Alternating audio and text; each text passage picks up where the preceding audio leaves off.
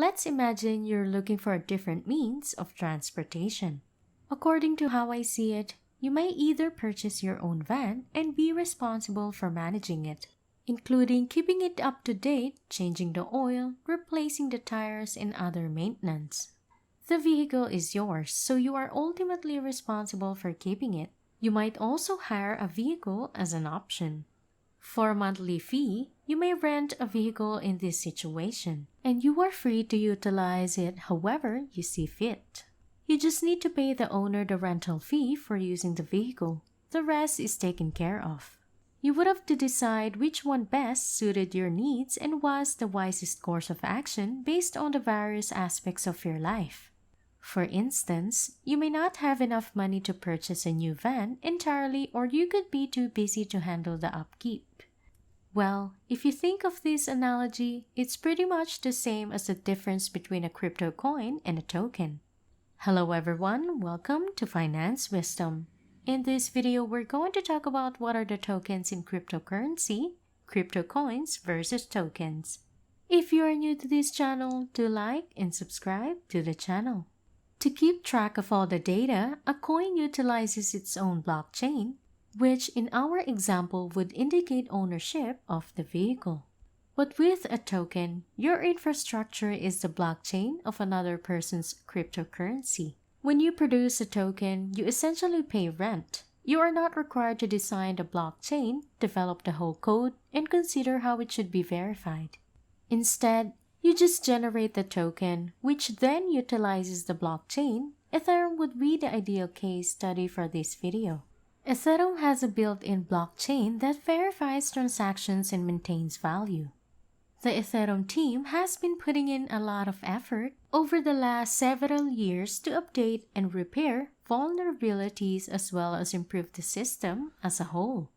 Ethereum's blockchain capabilities serve as the foundation and infrastructure for Ethereum tokens, also known as ERC20 tokens.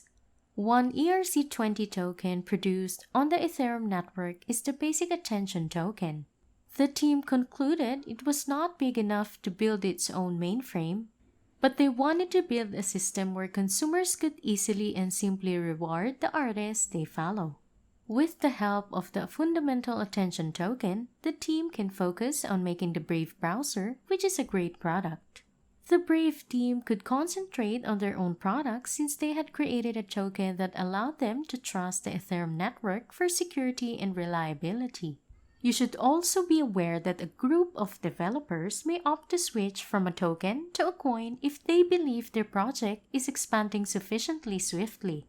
Consider Crypto.com, a fancy way of stating they just released their own currency that is now confirming their own transactions is that they just launched their own mainnet. You see, they used to have a token, but it became so well-liked that they decided to start their own blockchain and split off. This is crucial to note because you cannot turn a token into a coin immediately, a bridge that enables users to exchange their old tokens for the new currencies may be made along with a currency that serves the same purpose. For instance, certain currencies like Leo function as tokens across several networks. Leo, for instance, is a member of the Ethereum, Binance Smart Chain, and Hive networks. Another crucial fact is that certain currencies are represented as tokens on other networks. For instance, I just purchased a product called Binance Peg Ethereum token using the Binance Smart Chain network. On the Binance Smart Chain network, I purchased a representation of Ethereum instead of the real cryptocurrency, simulating its price. You may be asking why I took this action. A typical Ethereum transaction now costs approximately $20. However, a transaction on the Binance Smart Chain only costs 50 cents, making it considerably most cost-effective to exchange an Ethereum representation. If you like this video, don't forget to like and subscribe to the channel. At the same time, you can sort of consider it like this. If you purchase a gold stock, you become the owner of the stock, but it only serves a representation of the gold. You may exchange that stock for a price of gold at any moment. Therefore, at least for trade purposes, it is essentially gold.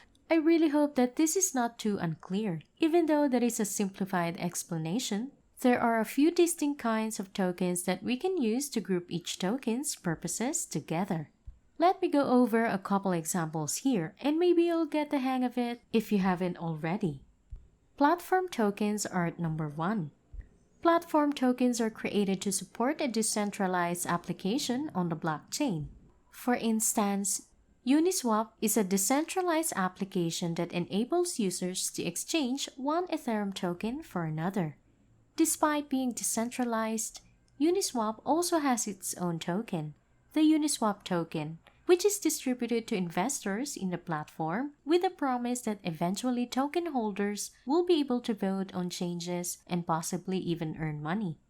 Next up, we have number 2, which is security tokens.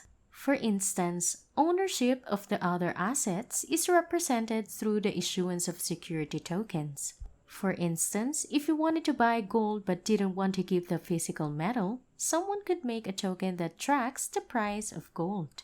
This would allow you to own a representation of the metal rather than the physical metal itself, which is technically safer because it is much harder to hack an Ethereum token than it is to break into someone's own. The tough element in this situation is that there should be an actual asset there. For instance, even if you don't have any gold, I may issue a gold token and invite you to invest in it. Next up, we have number 3, which is transactional tokens. If we consider the currency XDAI, which is now tied to the US dollar and makes it simple for people to pay for things like coffee or purchase that blouse they like at a local business, transactional tokens are used as a quick and easy means to move money. It functions just like currency, however, the price is now quite cheap. Transaction costs are imagine making over 47,000 transactions and only paying $1 in fees for each one. Try doing that with PayPal or a bank transfer to get a sense of how cheap that charge is. Number 4 is utility tokens. Utility tokens are tokens with a value associated with ownership. For instance, the Ethereum token known as the Basic Attention token may be used to advertise on the Brave browser. In other words, I could simply use my Basic Attention token to promote this YouTube channel on the Brave browser. In other words, utility tokens are functional. Utility tokens can be used in the real world, while security tokens can only be bought and held. Lastly, we have number 5, which is governance tokens. Holders of governance tokens are able to cast ballots for certain issues. A Uniswap, for instance, may be a governance token. Token holders might decide to vote to increase the cost of a Uniswap transaction from 0.3% to 0.6% in a future version of the Uniswap market. You really have greater voting power by holding more tickets since the choice with the most votes wins. There is, of course, a fairly strong justification for holding additional tokens. You might be able to control the platform better if you have more of it, but this raises the issue of power becoming too concentrated. The many categories of tokens have been covered.